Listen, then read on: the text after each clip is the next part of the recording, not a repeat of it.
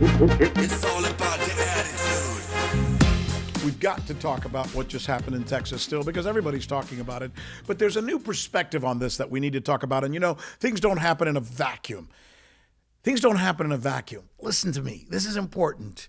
This whole thing didn't start with just that killer walking into that school. It started before. It started, in fact, when Texas decided to pass a law so that just about anybody in the state can buy a gun whenever they wanted to and carry it wherever the hell they wanted to.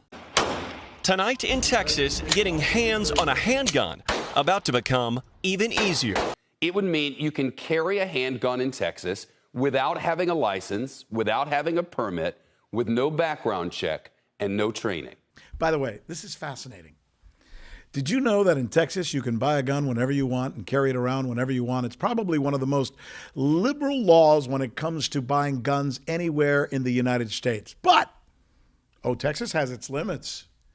Did you know that in Texas you can only buy 6 sex toys? And if you buy more than 6, you could go to prison. Hear me out here.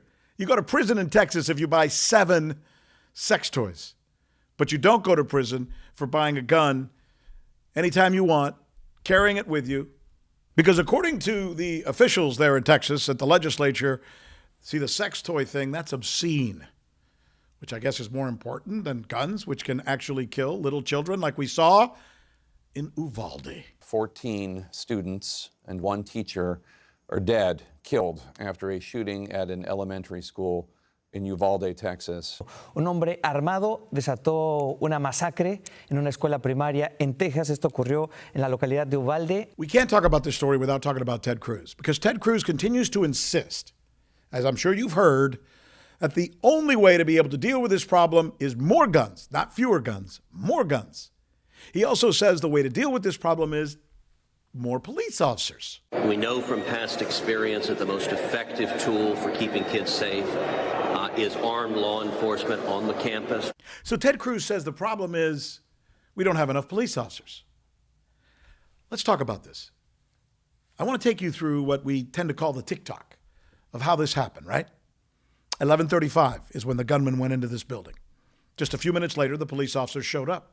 But when they realized the guy had a gun and was firing, they backed off. They got out of the building. That's understandable.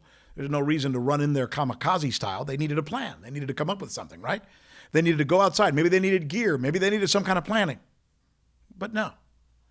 10 minutes later, they still hadn't gone in the building. 15 minutes later, they still hadn't gone in the building. In fact, about 20 minutes later, you know what they were doing? They were literally arguing, almost scuffling with the parents of the children who were telling the police officers, you need to go in the building.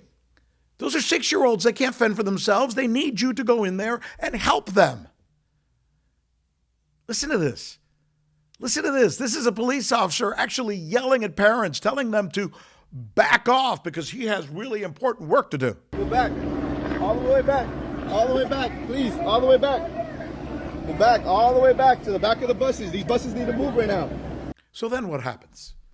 Interestingly enough, the parents continue arguing. It gets even nastier when some of the parents start confronting some of the police officers. The police officers say they're not going to go in the building. The parents are telling them they have to go in the building. Until finally we learn that one of the police officers did decide to go in the building. But he didn't go in the building to save all the children. According to at least one spokesperson for the police department, he went in the building to get his own kid. Went in the building to get his own kid. And the spokesperson for the Uvalde Police Department was asked about this. Right, so what we do know, Vanessa, right now that there was some police officers, families trying to get their children out of the school because it was an active shooter situation right now. It's a terrible situation right now. By the way, while all of this was going on, children inside the school were calling with their cell phones. They were dialing 911 and they were telling the authorities there that they knew where the gunman was. They were trying to help police so they could go in and kill him. But they still didn't go in. Finally, an hour and 10 minutes later, 70 minutes after the gunman entered the building, federal authorities were called and they went in, confronted the gunman, and killed him. Not the Uvalde Police Department. Not the Uvalde Police Department that we have now learned gets 40% of the monies that taxpayers spend in that city. 40% of the budget of Uvalde goes to the police department, which means Where did the money go that would have been used to help counsel kids? Where did the money go for schools?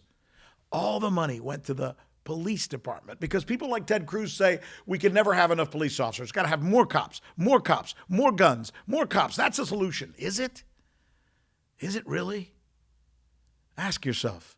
40% of the budget of a town went to a police department so that they would be prepared to deal with a day like this. And when a day like this came, were they prepared? Listen to me. Ask you this question. Was that 40% of the budget well spent? Here's what else we've learned that you need to know. The gun lobby or the gun manufacturers, whose job it is to sell guns, I get it, just like any other business, they're widgets. They want to sell them.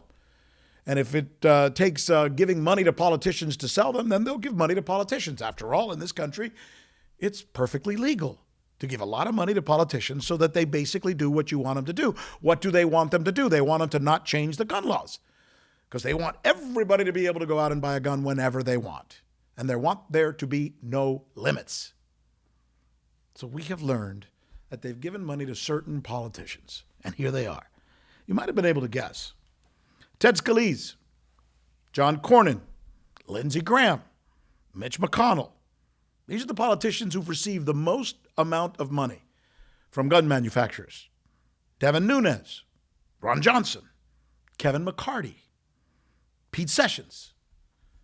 All of them have gotten upwards of hundreds of thousands of dollars from gun manufacturers.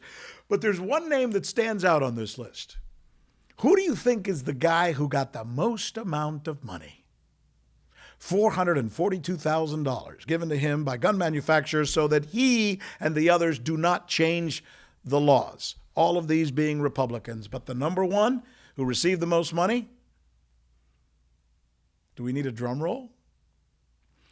Ted Cruz.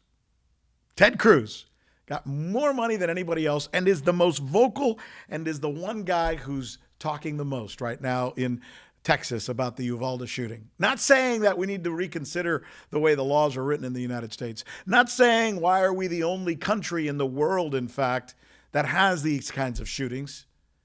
Why is it the United States has 288 school shootings? The next closest country is Mexico with 8.